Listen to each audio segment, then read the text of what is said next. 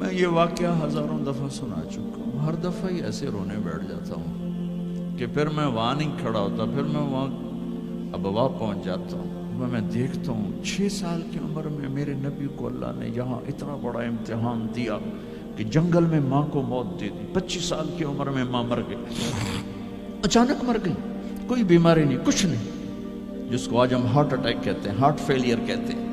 اتنا آخری جملہ کہا، کل حی میت و کل جدید بال وقد ولدت طہرا، بولا نہیں جا رہا تھا تو بجھتے بجھتے بھڑکتی شمع نے کہا، بیٹا ہر زندہ نے مرنا ہے، ہر جوانی نے ڈھلنا ہے، لگتا ہے تیری ماں کا آخر آ چکا ہے، لیکن میں نے ایک بچہ جنا ہے جو سارے عالم کو پاک کر دے گا۔ اور شمع خاموش ہوگی۔ کس طرح انہیں دفن کیا، میں وہاں کھڑا یہی سوچتا رہا کہ یہاں قبر بنائی کیسے ہوگی، تو پتھر ہیں، کوئی لوگ گزرے ہوں گے یا پتھر جوڑ کے۔ جب ایمن نوکرانی ساتھ ہیں، ان کو لے کر نیچے اتری، اونٹنی کے قریب پہنچی تو آپ نے ہاتھ چھڑایا اور پھر بھاگے، پہاڑی پہ چڑھ گئے۔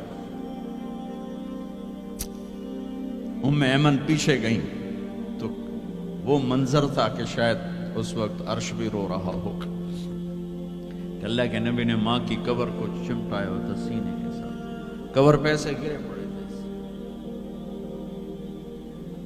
اور جب ایمن قریب آئیں تو وہ نوحہ کہہ رہے تھے کہ پتھر بھی پگھل رہے تھے کہ ماں جی آپ کو تو پتا تھا آپ کے سوا میرا کوئی نہ تھا، آپ مجھے چھوڑ کے کیوں چلی گئی، آپ مجھے چھوڑ کے کہاں چلی گئی۔ ایمن نے اٹھانا چاہا، انکار کر دے گا، میں نہیں جاتا، میں نہیں ماں کو چھوڑ کے جاتا۔ کھینچ کے لے گئی، گھسٹتا ہوا بچہ پہاڑ سے اتارا۔ 2 دن روتے روتے مکے کا سفر ہے، پھر کھانا بھی بند ہو گیا، پینا بھی بند ہو گیا، سوائے زمزم کے چند گھونٹ پانی کے سارا دن نہ کھاتے تھے نہ پیتے تھے، اکیلے بیٹھے رہتے، نہ ماں نہ باپ نہ بھائی نہ بہن۔ اللہ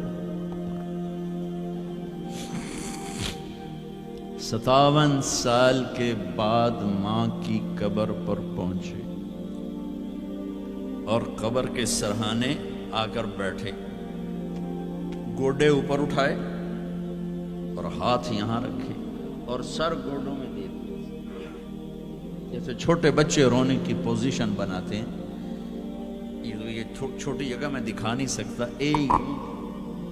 اور پھر جو رونا شروع کیا، اتنا روئے کہ ساری داڑھی سارا سینہ آنسوں سے بھر گیا، جیسے کوئی معصوم بچہ، جیسے 6 سال کا محمد رو رہا صلی اللہ علیہ وسلم۔ اتنا روئے کہ وجود ہل گیا، اور پھر فرمایا کہ میں آگے نہیں جاؤں گا، میں رات یہیں رہوں گا۔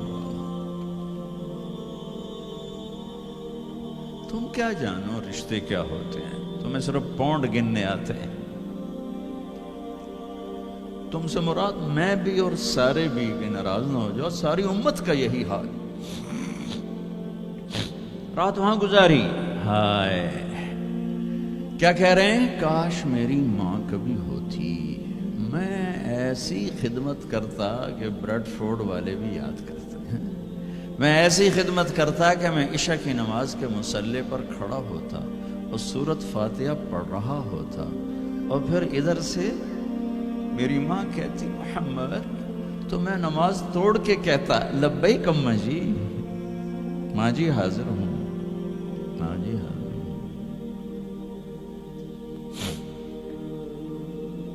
مچھلی کھانا چھوٹا گناہ ہے، شراب بیچنا بڑا گناہ ہے، سود کھانا بڑا گناہ ہے، ڈرگ بیچنا بڑا گناہ ہے، چوری ڈاکے ظلم و ستم کیا امت نہیں کر رہی، بے گناہ قتل، جھوٹے الزام تہمتیں،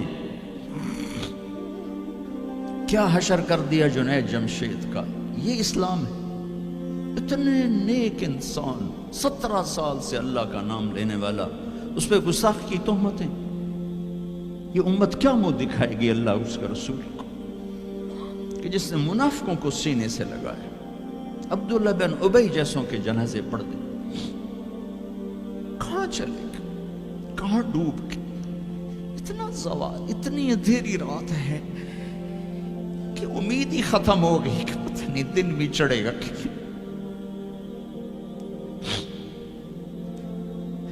دین کے نام لینے والے جب دین کو ذبح کرنے پہ آ جائیں, ممبر پہ بیٹھنے والے جب نفرتوں کی آگ بھڑکانے لگے, کس سے غلطی نہیں ہوتی. ایک پاک انبیاء کی ذات ہے جن کی زبان پہ اللہ بولتا. باقی طارق جمیل روزانہ مجھے 40 سال ہو گئے بیان کرتے ہوئے, میں خطا نہیں کروں گا تو اور کیا کروں گا.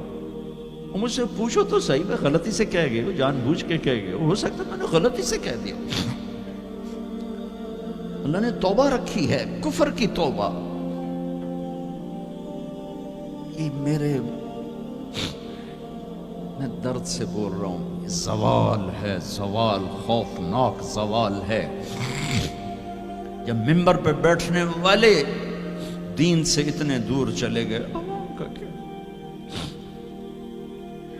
طلحہ نے نبوت کا دعویٰ کیا اور لڑائی کی صحابہ سے. عکاشہ بن محسن جیسے بدری صحابی کو شہید کیا, اتنے بڑے مقام کے صحابی کو شہید کیا. اور حضرت عمر کے زمانے میں توبہ کرنے آیا, آپ نے گلے لگا لیا, توبہ تو سب کفر کے نبوت کے دعوے. میرا اللہ کہتا میں تو ہر بیان میں کہہ رہا ہوں کہ دھرتی گناہوں سے بھر کے ایک دفعہ کہو یا اللہ میری توبہ, تو اللہ کہتا جاؤ سب معاف کیا. یہ میں زوال بتاؤ. آج امت کتنی پستی میں چلی گئی ہے, کس قدر فرقہ واریت نے ایک اجتہا کی شکل اختیار کر لی ہے. ایک دوسرے کو سلام کرنے سے کہ کافر کافر کافر, کتے خنزیر. میرا نبی ایسے بولتا تھا. میں انسان ہوں, بول رہا ہوں, بولتے بولتے کوئی غلط جملہ بول سکتا. گستاخی کا جان بوجھ کے کرنے والا یقیناً دارہ اسلام سے عمل چھوڑنے سے آدمی کافر نہیں ہوتا. گستاخی کرنے سے, نماز چھوڑنے سے کافر نہیں ہوتا, گناہگار ہے. نماز کی گستاخی کرنے سے وہ دارہ اسلام سے نکلتا ہے, لیکن اس کے لیے بھی توبہ کا دروازہ کھلا ہوا ہے. لیکن یہ کتنا تعصب ہے, نفرت ہے کہ ایک آدمی کی 17 سال کی پاک زندگی کو ایک غلطی پر کفر بنا دیا. یہ گراوٹ ہے, زوال ہے. ہمیں بندر خنزیر بنانے کے لیے فرقہ واریت ہی کافی تھی. اس کملی والے کو دعائیں دو جس نے حسن حسین کو ذبح بنا دیا. تمہارے لیے ہاتھ اٹھو, میری امت کے ساتھ کیا کرے گا, پوچھ کے ہو. اور وہاں سے جواب آتا ہے ساتھ دوں گا.